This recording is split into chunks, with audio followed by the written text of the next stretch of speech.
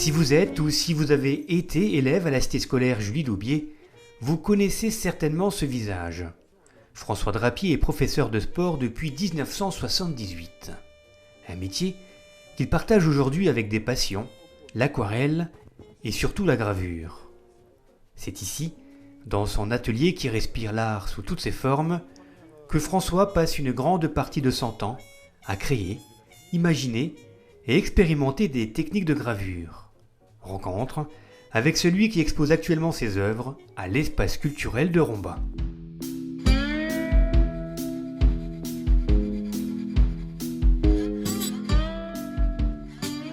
Tout petit déjà, voilà, je tripatouillais, j'ai fabriqué des petites choses, je dessinais aussi pas mal. Quand je dis pas mal, c'est en quantité, mais voilà, c'est pas forcément en qualité. Et puis mon métier, je pense que c'est aussi un métier manuel, avec tout le respect qu'on peut devoir aux élèves qui sont avant tout des têtes pensantes. Mais bon, voilà, on est en contact avec leur corps, voilà, c'est quelque chose dans lequel on s'exprime. Donc les deux choses sont assez concomitantes.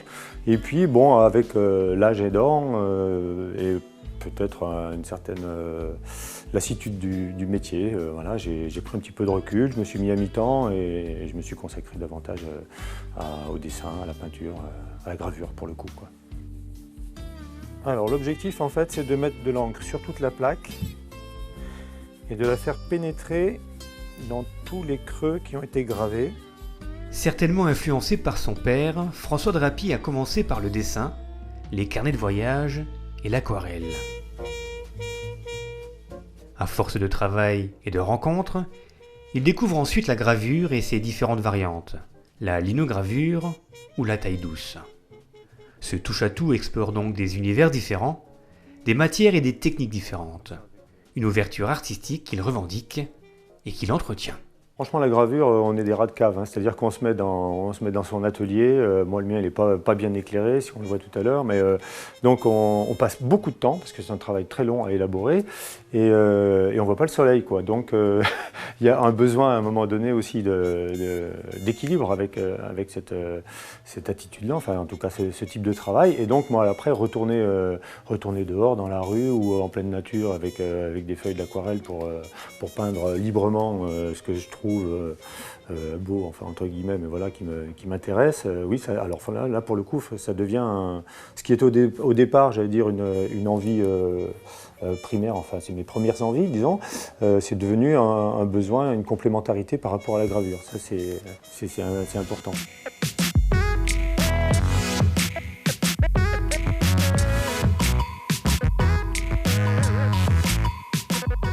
J'ai du mal à rester dans une stabilité, on va dire, jusqu'à pousser les choses vraiment à fond, comme peuvent le faire certains. Je ne sais pas, des artistes qui sont dans la bande dessinée, ou même des gens qui, dans leur métier, font ça à 100%. J'ai toujours aimé mon métier, je l'ai adoré, je pense que je l'ai fait partager à peut-être un certain nombre d'élèves. J'en ai certainement dégoûté aussi, c'est sûr, mais rester toujours dans la même chose, dans le même... non.